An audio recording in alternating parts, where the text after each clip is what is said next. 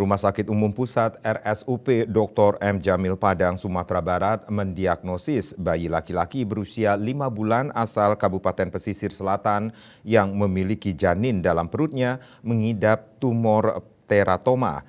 Pihak RSUP Dr. M. Jamil telah menyiapkan tim dokter ahli untuk segera melakukan operasi pengangkatan pada tumor tersebut.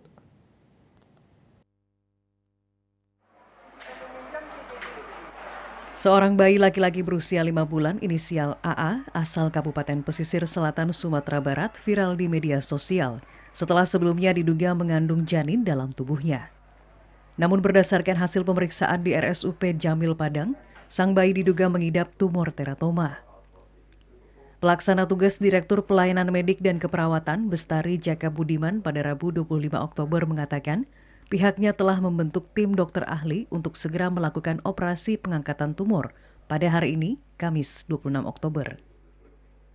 Karena kasusnya pertama memang menarik, kemudian agak berat, jadi timnya kita selalu itu ada lintas sektoral ya, jadi ada bagian bedah anak, kemudian bedah vaskuler, kemudian onkologi, anestesi, anak sendiri sebagai timnya, radiologi, laboratorium.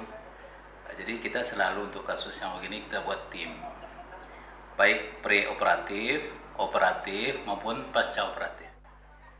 Kondisi bayi berawal saat kedua orang tua memeriksakan perut sang anak yang terlihat membengkak pada bulan Agustus lalu. Setelah diperiksa, terlihat adanya tumor berisi jaringan dan organ yang berkembang penuh, atau dalam dunia medis disebut tumor teratoma. Dari Kota Padang, Sumatera Barat, Melanie Friati, Kantor Berita Antara, mewartakan.